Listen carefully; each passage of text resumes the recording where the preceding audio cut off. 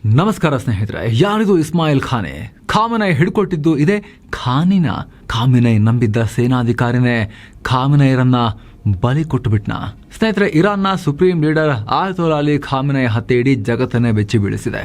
Okay, ಯುದ್ಧ ಆಗುತ್ತೆ, ಎಷ್ಟೋ ತಿಂಗಳಾಗುತ್ತೆ, ಇಡೀ ದೇಶ ಪುಡಿ ಮಾಡಿದ್ಮೇಲೆ ಎಲ್ಲೋ ಬಂಕರಲ್ಲಿ ಅಡಿಗೆ ಕುಳಿತಿರ್ತಾರೆ, ಆಮೇಲೆ ಎತ್ಕೊಂಬಂದೇನೋ ಇವರು ಎಲಿಮಿನೇಟ್ ಮಾಡ್ತಾರೆ, ಸದ್ದಾಮ್ ಹುಸೇನ್ ಮಾಡ್ದಂಗೆ, ಆಮೇಲೆ ಆ ಕಡೆ ಗಡಾಫಿನ್ ಮಾಡ್ದಂಗೆ. ಏನೋ ಟೈಮ್ ಹಿಡಿಯುತ್ತೆ, ಕಡಿಮೆ ಅಂದರೆ ಅಷ್ಟಾದರೂ ಆಗುತ್ತೆ ಅಲ್ವಾ? ಇಂಥ ಇರಾನ್ನಂತಹ ದೊಡ್ಡ ಒಂದು ಮಟ್ಟಿಗೆ ಬಲಿಷ್ಠವೇ ಆಗಿರೋ ರಾಷ್ಟ್ರದಲ್ಲಿ ಅದರ ಸುಪ್ರೀಂ ಲೀಡರ್ನ ಟಚ್ ಮಾಡಬೇಕಂದ್ರೆ. ಆದರೆ ಬಹುಮಾಡಿ ಬಂಕರ್ನಲ್ಲಿದ್ದ ಮನುಷ್ಯ ಎಲ್ಲರಿಗಿಂತ ಫಸ್ಟ್ ಅವರೇ ಹೋಗ್ಬಿಡ್ತಾರೆ ಅಂತ ಹೇಳಿದ್ರೆ, ಒಂದೇ ನಿಮಿಷಕ್ಕೆ ಇಸ್ರೇಲ್ ಏಟಿಗೆ ಬಲಿಯಾಗ್ಬಿಡ್ತಾರೆ ಅಂತ ಹೇಳಿದ್ರೆ ಅದು ಹೆಂಗೆ ಸಾಧ್ಯ ಅನ್ನೋ ಪ್ರಶ್ನೆಯನ್ನು ಕೇಳಲಾಗ್ತಿದೆ.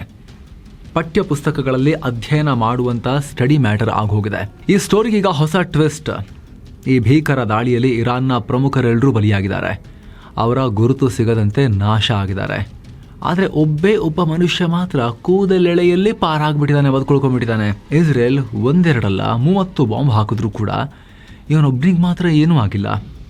ಆತ ಬಾಂಬ್ ಹಾಕೋಕ್ಕೂ ಮುಂಚೆ ಅಲ್ಲಿಂದ ಕಳಚ್ಕೊಂಡಿದ್ದ. ಹಾಗಂತ ಈತ ಯಾರೋ ಸಣ್ಣ ಅಧಿಕಾರಿ ಅಲ್ಲ, ಈತ ಇಸ್ಮಾಯಿಲ್ ಖಾನೆ, ಇರಾನ್ನ IRGCಯ ಕುದ್ಸ್ ಫೋರ್ಸ್ನ ಮುಖ್ಯಸ್ಥ. ಈ ಕುದ್ಸ್ ಫೋರ್ಸ್ ಖಾಮೆನೈ ಪಾಲಿಗೆ ನಿರ್ಣಾಯಕ ಪಡೆ. ಇಸ್ರೇಲ್ ವಿರುದ್ಧ ಗಟ್ಟಿಯಾಗಿ ಹೋರಾಡಬೇಕಾಗಿದ್ದ ಸೇನೆ ಇದು. ಆದರೆ ಈತನೇ ಇಸ್ರೇಲ್ನ ಸ್ಪೈ ಆಗಿ ಖಾಮೆನೈ ಹಿಡ್ಕೊಟ್ಟಿದ್ದ ಅನ್ನೋ ರಿಪೋರ್ಟ್ಸ್ ಬರೋಕೆ ಶುರುವಾಗಿವೆ. ಖಾಮೆನೈ ಆಡಳಿತದ ಅಂತ್ಯದಲ್ಲಿ ಈತನೇ ದೊಡ್ಡ ಪಾತ್ರಧಾರಿ ಅಂತ ಹೇಳಲಾಗ್ತಿದೆ.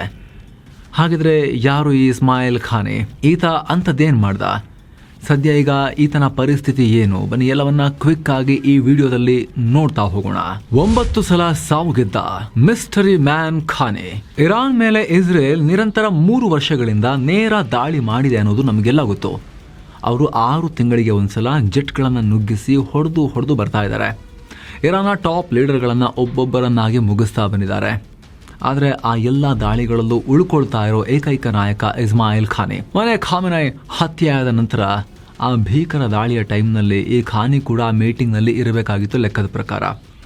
ಯಾಕಂದರೆ ಈತ ಆಲ್ರೆಡಿ ನಿಮಗೆ ಹೇಳಿದ್ವಿ, ಇಂಪಾರ್ಟೆಂಟ್ ಕುದ್ಸ್ ಫೋರ್ಸ್ನ ಚೀಫ್. ಈ ಕುದ್ಸ್ ಫೋರ್ಸ್ನ ಪ್ರಾಮುಖ್ಯತೆಯನ್ನು ಕೂಡ ನಿಮಗೆ ಹೇಳ್ತೀವಿ ನಾವು ಆಮೇಲೆ. ಒಟ್ಟಲ್ಲಿ ಈತ ಅಲ್ಲಿ ಇರಬೇಕಾಗಿತ್ತು ಕಡೆ ತನಕ. ಹೋಗೋದಾಗಿದ್ರೆ ಅದೇ ದಾಳಿಯಲ್ಲಿ ಈತನ ಪ್ರಾಣವೂ ಹೋಗಬೇಕಾಗಿತ್ತು. ಆದರೆ ಸತ್ತವರ ಲಿಸ್ಟ್ನಲ್ಲಿ ಇಸ್ಮಾಯಿಲ್ ಖಾನಿ ಇಲ್ಲ. ದಾಳಿಯಾದ ಮರುದಿನ ಇಸ್ರೇಲ್ ತನ್ನ ಹಿಟ್ ಲಿಸ್ಟನ್ನು ಬಿಡುಗಡೆ ಮಾಡ್ತು.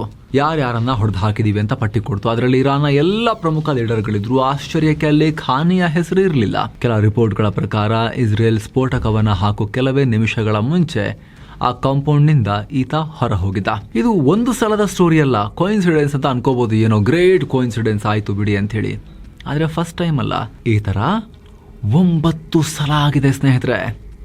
9 ಸಲ ಈತನಿಗೇನೂ ಆಗಿಲ್ಲ. 2024 ಸೆಪ್ಟೆಂಬರ್ನಲ್ಲಿ ಲೆಬನಾನ್ನ ಬೀರೂತ್ನಲ್ಲಿ ಇಸ್ರೇಲ್ ಭೀಕರ ಏರ್ ಸ್ಟ್ರೈಕ್ ಮಾಡಿ ಹಿಜ್ಬುಲ್ಲಾದ ಟಾಪ್ ನಾಯಕ ಹಸನ್ ನಸ್ರಲ್ಲನನ್ನು ಹತ್ಯೆ ಮಾಡಿತು. ಈ ಸಭೆಯಲ್ಲೂ ಖಾನಿ ಭಾಗಿಯಾಗಿದ್ದ. ಆದರೆ ದಾಳಿಯ ಸ್ವಲ್ಪ ಮುಂಚೆ ಆತ ಅಲ್ಲಿಂದ ಹೊರಗೆ ಬಂದಿದ್ದ. ಆಮೇಲೆ ಬಾಂಬ್ ಬಿತ್ತು.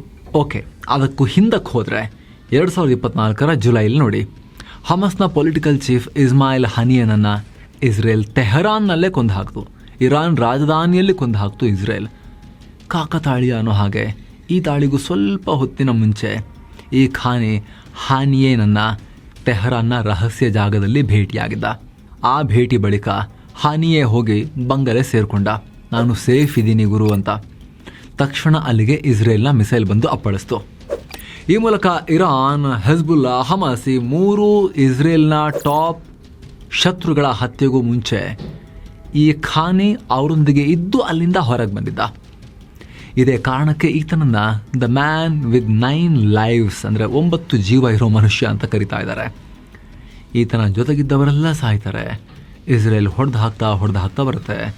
ಆದರೆ ಖಾನಿಗೆ ಮಾತ್ರ ಕೂದಲೂ ಅಲುಗಾಡಲ್ಲ. ಇದೇ ಈಗ ಜಗತ್ತಿನಾದ್ಯಂತ ಚರ್ಚೆ ಆಗ್ತಿರೋ ವಿಚಾರ. ಯಾರಿದು ಖಾನೆ? ಕುದ್ಸ್ ಶಕ್ತಿ ಕುಗ್ಗಿದ್ದು ಹೇಗೆ? ಇದೆಲ್ಲ ಗೊತ್ತಾಗಬೇಕು ಅಂದರೆ ಈ ಖಾನಿ ಯಾರು, ಈತನ ಬಗ್ಗೆ ಇರೋ ವಿವಾದಗಳೇನು ಅದನ್ನು ಅರ್ಥ ಮಾಡ್ಕೋಬೇಕು. ನಿಮಗೆಲ್ಲ ಖಾಸಿಮ್ ಸೊಲೈಮನಿ ಗೊತ್ತಿರ್ಬೋದು.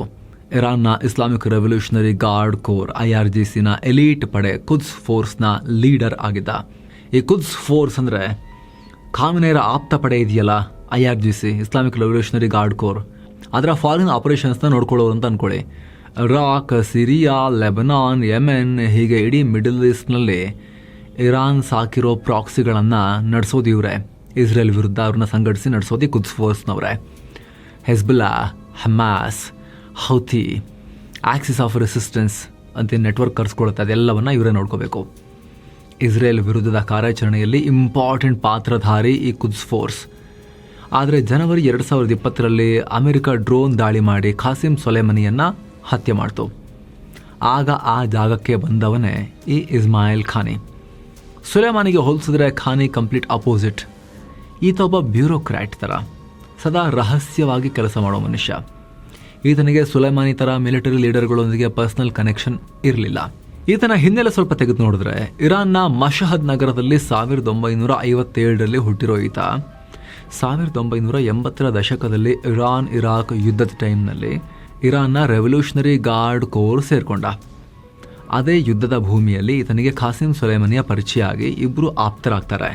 1997ರಲ್ಲಿ ಖಾಸಿಂ ಸೊಲೈಮನಿ ಕುದ್ಸ್ ಫೋರ್ಸ್ನ ಮುಖ್ಯಸ್ಥನಾದಾಗ ಈ ಇಸ್ಮಾಯಿಲ್ ಖಾನಿಯನ್ನು ತನ್ನ ಡೆಪ್ಯೂಟಿ ಉಪ ಕಮಾಂಡರ್ ಆಗಿ ನೇಮಕ ಮಾಡಿಕೊಂಡಿದ್ದ.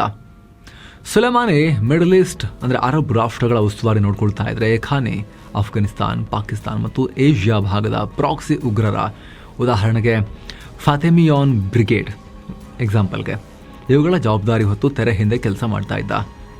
ಸುಲೇಮಾನಿ ಥರ ಈತ ಪಬ್ಲಿಕ್ ಫಿಗರ್ ಆಗಿರಲಿಲ್ಲ, ಬದಲಿಗೆ ಒಬ್ಬ ಸೈಲೆಂಟ್ ಆಪರೇಟರ್ ಮತ್ತು ಬ್ಯೂರೋಕ್ರಾಟ್ ಥರ ಕೆಲಸ ಮಾಡ್ತಾ ಇದ್ದ. ಸುಲೇಮಾನಿ ಹತ್ಯೆಯಾದ ತಕ್ಷಣ ಇರಾನ್ನ ಸುಪ್ರೀಂ ಲೀಡರ್ ಆಯತುಲ್ಲಾ ಅಲಿ ಖಾಮೆನಿ ಡೆಪ್ಯೂಟಿಯಾಗಿ ಕೆಲಸ ಮಾಡ್ತಾ ಇದ್ರಲ್ಲ, ನೆಕ್ಸ್ಟ್ ನೀವೇ ತಗೊಂಡ್ಬಿಡಿ ಜವಾಬ್ದಾರಿ ಅಂತ ಕುದ್ಸ್ ಫೋರ್ಸ್ನ ಹೊಸ ಕಮಾಂಡರ್ ಆಗಿ ಅಲ್ಲಿ ಕೂರಿಸಿದ್ರು. ಆದರೆ ಈತ ಅಧಿಕಾರ ತಗೊಂಡ ಮೇಲೆ ಕುದ್ಸ್ ಫೋರ್ಸ್ನ ಶಕ್ತಿ ಪಾತಾಳಕ್ಕೆ ಬೀಳೋಕೆ ಶುರುವಾಯಿತು. ಈತನ ಕಾಲದಲ್ಲೇ ಇರಾನ್ನ ನ್ಯೂಕ್ಲಿಯರ್ ಪ್ರೋಗ್ರಾಂ ಪಿತಾಮಹ ಮೊಹಸಿನ್ ಫಕ್ರಿಜಾದೆ ಹತ್ಯೆ ಆಯಿತು. Robot car ನಿಂತ್ಕೊಂಡಿತ್ತು. ಫಕ್ರಿಜಾದೆ ಬರೋ ಟೈಮ್ನಲ್ಲಿ ಆ ಕಾರ್ ಅದ್ರ ಫಕ್ರಿಜಾದೆ ಮೇಲೆ ಫುಲ್ ಗುಂಡನ್ನು ಹಾರಿಸಿ ಅವ್ರನ್ನ ಹತ್ಯೆ ಮಾಡಿ ಆ ಕಾರ್ ತನ್ನನ್ನು ತಾನು ಸ್ಫೋಟಗೊಳಿಸ್ಕೊಂಡ್ಬಿಡ್ತು. ಕಾರ್ ರೋಡ್ ಸೈಡಲ್ಲಿ. ಆವಾಗಲೂ ಕೂಡ ಇಸ್ರೇಲ್ ಹೆಸರು ಹೊರಗೆ ಬಂತು. ನೆಕ್ಸ್ಟ್, ಇರಾನ್ನ ನ್ಯೂಕ್ಲಿಯರ್ ಡಾಕ್ಯುಮೆಂಟ್ಗಳು ಕೂಡ ಕಳವಾದವು. ಹೆಜ್ಬುಲ್ಲಾದ ಟಾಪ್ ಲೀಡರ್ಗಳೆಲ್ಲ ಒಂದೇ ತಿಂಗಳಲ್ಲಿ ಮಣ್ಣು ಮುಕ್ಕಿದ್ರು.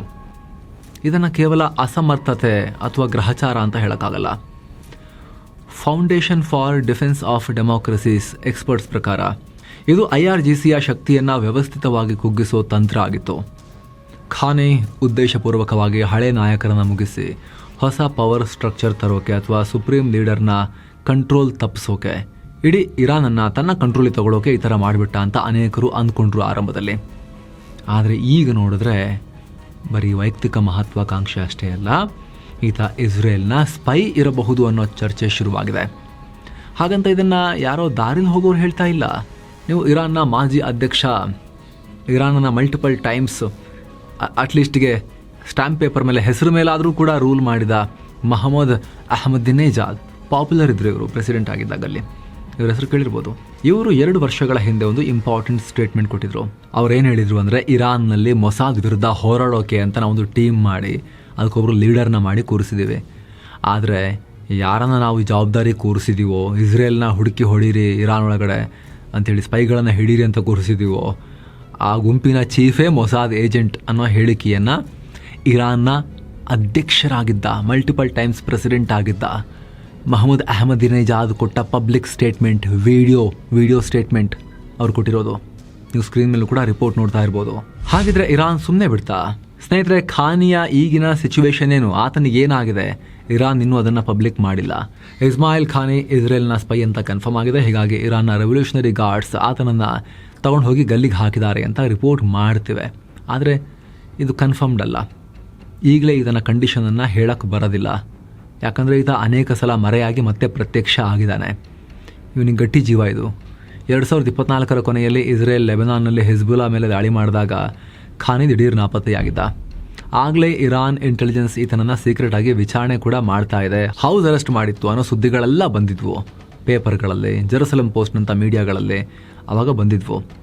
ಆಮೇಲೆ 12 ದಿನಗಳ ಇರಾನ್ ಇಸ್ರೇಲ್ ಯುದ್ಧದ ಟೈಮ್ನಲ್ಲಿ ಈತ ಸತ್ತೇ ಹೋದ ಅನ್ನೋ ಸುದ್ದಿ ಕೂಡ ಬಂದಿತ್ತು. ಆದರೆ 2025ರ ಜೂನ್ನಲ್ಲಿ ಟೆಹರಾನ್ನಲ್ಲಿ ದಿಢೀರಂತ ಪ್ರತ್ಯಕ್ಷನಾಗಿ ಎಲ್ರಿಗೂ ಶಾಕ್ ಕೊಟ್ಟಿದ್ದ. ಇರಾನ್ ನಾಯಕರ ಅಂತಿಮ ಸಂಸ್ಕಾರದಲ್ಲಿ ಪಾಲ್ಗೊಂಡಿದ್ದ. ಇಲ್ಲಿ ಅಂತಿಮ ಸಂಸ್ಕಾರದಲ್ಲಿ ಭಾಗಿಯಾಗಿದ್ದ ಅನ್ನೋ ಕಾರಣಕ್ಕೆ ಇದನಿಗೆ ಕ್ಲೀನ್ ಚಿಟ್ ಸಿಕ್ಕಿದೆ ಅಂತಾನೂ ಹೇಳಕ್ಕಾಗಲ್ಲ. ಇರಾನ್ ಸೇನೆ ಅಂತದ್ದೇನ್ ನಡೆದಿಲ್ಲ ಅಂತ ಹೇಳೋಕು ಕೂಡ ಈ ತರ ಮಾಡಿರೋ ಸಾಧ್ಯತೆ ಇರುತ್ತೆ. ಸೇನೆಯಲ್ಲಿ ಒಡಕು ಮೂಡದೇ ಇರಲಿ ಅಂತಲೂ ಈ ವಿಚಾರವನ್ನ ಗೌಪ್ಯವಾಗಿ ಇಡ್ತಾ ಇರಬಹುದು. ಜೊತೆಗೆ ಸ್ನೇಹಿತರೆ, ಅಮೆರಿಕ ಮತ್ತು ಇಸ್ರೇಲ್ ಖಾಮೆನಿ ಹತ್ಯೆ ಮಾಡೋಕೆ ದಾಳಿ ಮಾಡಿದಾಗಲೂ ಕೂಡ ರಿಪೋರ್ಟ್ಸ್ ಬಂದ್ವು. ಅಮೆರಿಕ ಮತ್ತು ಇಸ್ರೇಲ್ಗಳು ಹೇಳಿರೋದು ಏನು ಅಂತ ಹೇಳಿದ್ರೆ, ಹ್ಯೂಮನ್ ಸೋರ್ಸ್ ಮೂಲಕ, ಈ ಆಪರೇಷನ್ನಲ್ಲಿ ಹ್ಯೂಮನ್ ಸೋರ್ಸ್ ಮೂಲಕ ಖಾಮೆನಿ ಅಲ್ಲಿರೋದನ್ನ ಕನ್ಫರ್ಮ್ ಮಾಡಿಕೊಂಡು ಆಮೇಲೆ ಹೊಡೆಯಲಾಯಿತು ಅಂತ. ಟೆಕ್ನಾಲಜಿ ಎಷ್ಟೇ ಮುಂದುವರೆದ್ರೂ ಕೂಡ ಹ್ಯೂಮನ್ ಇಂಟೆಲಿಜೆನ್ಸ್ ಆ್ಯಂಡ್ ಕನ್ಫರ್ಮೇಷನ್ ಇಲ್ಲದೆ ಇಷ್ಟು ದೊಡ್ಡ ಮೆಗಾ ಆಪರೇಷನ್ ಎಲ್ಲ ಮಾಡೋಕೆ ಆಗಲ್ಲ. ಜೊತೆಗೆ ಮೊಸಾದ್ನ ಹಿಸ್ಟ್ರಿ ಗೊತ್ತಿರೋರಿಗೆ ಯಾವುದನ್ನು ನಿರಾಕರಿಸೋಕು ಇಲ್ಲಿ ಆಗಲ್ಲ. ಯಾಕೊತ್ತಾ ಸ್ನೇಹಿತರೆ, ಎಲಿ ಕೊಹೆನ್ ಸ್ಟೋರಿ ನಿಮ್ಗೆ ಗೊತ್ತಿರ್ಬೋದಲ್ಲ. ಒಬ್ಬ ಸ್ಪೈ, ಆತನನ್ನ ಇಸ್ರೇಲ್ ಯಾವ ಲೆವೆಲ್ಗೆ ಇನ್ಫಿಲ್ಟ್ರೇಟ್ ಮಾಡ್ತು, ಒಳ ನುಸುಳಿಸ್ತು ಅಂತ ಹೇಳಿದ್ರೆ, ಜಸ್ಟ್ ಗಡಿ ದಾಟಿಸ್ಲಿಲ್ಲ ಶತ್ರು ರಾಷ್ಟ್ರಕ್ಕೆ, ಸಿರಿಯಾದ ಡಿಫೆನ್ಸ್ ಮಿನಿಸ್ಟರ್ ಹುದ್ದೆ ತನಕ ತಲುಪಿದ್ರು ಅವರು. ಇಸ್ರೇಲ್ನ ಸ್ಪೈ, ಇಸ್ರೇಲ್ನ ಎದುರಾಳಿ ಸಿರಿಯಾ, ಅಲ್ಲಿ ಹೋಗಿ ಡಿಫೆನ್ಸ್ ಮಿನಿಸ್ಟರ್ ಆಗೋದಂದ್ರೆ, ನಮ್ಮ ಒಬ್ಬ ಸ್ಪೈ ಪಾಕಿಸ್ತಾನದಲ್ಲಿ ಡಿಫೆನ್ಸ್ ಮಿನಿಸ್ಟರ್ ಆಗೋ ಲೆವೆಲ್ಗೆ ಬೆಳೆಯೋದು ಅಂತ ಹೇಳಿದ್ರೆ, ಈಜಿಪ್ಟ್ನಲ್ಲಿ ಹುಟ್ಟಿದ ಎಲಿ ಕೊಹೆನ್ಗೆ ಕಮಾಲ್ ಅಮೀನ್ ಥಾಬೆತ್ ಅನ್ನೋ ಐಡೆಂಟಿಟಿ ಕೊಟ್ಟು ಅಪ್ಪಟ ದೇಶಭಕ್ತ ಸಿರಿಯನ್, ಶ್ರೀಮಂತ ಸಿರಿಯನ್ ಬಿಸ್ನೆಸ್ ಮ್ಯಾನ್ ಅಂತ ಬಿಲ್ಡಪ್ ಕೊಡಿಸಿ ಇಸ್ರೇಲ್ ಅರ್ಜೆಂಟೀನಾ ಕಳಿಸಿ, ಅಲ್ಲಿಂದ ಬ್ಯೂನಸ್ ಐರಿಸ್ನಲ್ಲಿ ಐಷಾರಾಮಿ ಪಾರ್ಟಿಗಳನ್ನು ಕೊಡಿಸಿ, ಅಲ್ಲಿಂದ ಸಿರಿಯಾ ರಾಜಕಾರಣಿಗಳ ಪರಿಚಯ ಮಾಡಿಸಿ, ಭವಿಷ್ಯದ ಸೇನಾಧಿಕಾರಿಗಳೊಂದಿಗೆ ಮೀಟಿಂಗ್ ಮಾಡಿಸಿ, ಕೊನೆಗೆ ಸಿರಿಯಾದ ರಾಜಧಾನಿ ಡಮಾಸ್ಕಸ್ಗೆ ಎಂಟ್ರಿ ಕೊಡಿಸಿ, ನೇರವಾಗಿ ಸಿರಿಯಾ ಸರ್ಕಾರದ ಟಾಪ್ ನಾಯಕರು ರಕ್ಷಣಾ ಇಲಾಖೆಯ ಒಳಗೇನೆ ನುಗ್ಗಿಸಿ, ಸಿರಿಯಾದ ಅತಿ ರಹಸ್ಯ ಸೇನಾ ನೆಲೆಗಳ ಬಗ್ಗೆ ಅಂದರೆ ಗೋಲನ್ ಹೈಟ್ಸ್ ಮಾಹಿತಿಯನ್ನು ರೇಡಿಯೋ ಟ್ರಾನ್ಸ್ಮಿಟರ್ ಮೂಲಕ ಇಸ್ರೇಲ್ಗೆ ತರಿಸ್ಕೊಂಡು 1967 6 ಡೇ ವಾರ್ನಲ್ಲಿ ಇಸ್ರೇಲ್ನ ಭಾರಿ ಗೆಲುವಿಗೆ ಎಲಿ ಕೊಹೆನ್ನಿಂದ ಹೆಲ್ಪ್ ತಗೊಂಡು ಕಡೆಗೆ ಆ ಸ್ಪೈ ಸಿರಿಯಾದಲ್ಲಿ ಯಾವ ಲೆವೆಲ್ ನಂಬಿಕೆ ಗಳಿಸ್ಕೊಂಡಿದ್ದು ಅಂತ ಹೇಳಿದ್ರೆ ಡಿಫೆನ್ಸ್ ಮಿನಿಸ್ಟರ್ ಪೊಸಿಷನ್ಗೆ ಅವ್ರನ್ನ ಸೆಲೆಕ್ಟ್ ಮಾಡೋ ಲೆವೆಲ್ಗೆ. ಸೊ ಮೊಸಾದ್ ಈ ಥರದನ್ನೆಲ್ಲ ಈ ಹಿಂದೆ ಕೂಡ ಮಾಡಿದೆ. ಇಲ್ಲೂ ಕೂಡ ಖಾನಿ ಅದೇ ರೀತಿ ಕಾಂಪ್ರಮೈಸ್ಡ್ ಕ್ಯಾಂಡಿಡೇಟಾ ಅನ್ನೋ ಚರ್ಚೆ ಜೋರಾಗಿ ನಡೀತಾ ಇದೆ. ಈ ಸ್ಟೋರಿ ನೋಡಿದ್ಮೇಲೆ, ಈ ಘಟನಾವಳಿಗಳನ್ನೆಲ್ಲ ನೋಡಿದ್ಮೇಲೆ ನಿಮಗೆ ಏನಿಸುತ್ತೆ? ನಿಮ್ಮ ಒಪಿನಿಯನ್ ಕೂಡ ಮಿಸ್ ಇಲ್ಲದೆ ಕಾಮೆಂಟ್ ಮಾಡಿ ತಿಳಿಸಿ. ಹಾಗೆ ಸ್ನೇಹಿತರೆ, ವಿಡಿಯೋ ಕೆಳಗಿರೋ ಜಾಯಿನ್ ಬಟನ್ ಮೂಲಕ ನೀವು ಮಸ್ಮಗ ಪ್ರೀಮಿಯಂ ಮೆಂಬರ್ ಆಗ್ಬೋದು. ಎಲ್ಲ ಮೆಂಬರ್ ಓನ್ಲಿ ವಿಡಿಯೋಸ್ ಅನ್ನ ನೋಡೋಕೆ ಶುರು ಮಾಡಬಹುದು. ಎಲ್ಲಕ್ಕಿಂತ ಹೆಚ್ಚಾಗಿ ನೀವು ನಮ್ಮ ತಂಡಕ್ಕೆ ಸಪೋರ್ಟ್ ಮಾಡಿದ ಹಾಗೂ ಕೂಡ ಆಗುತ್ತೆ. ಆಸಕ್ತರು ಜಾಯಿನ್ ಬಟನ್ ಚೆಕ್ ಮಾಡಿ ಮತ್ತೆ ಭೇಟಿ ಆಗ್ತಿರೋಣ ಸ್ನೇಹಿತರೆ. ನಮಸ್ತೆ.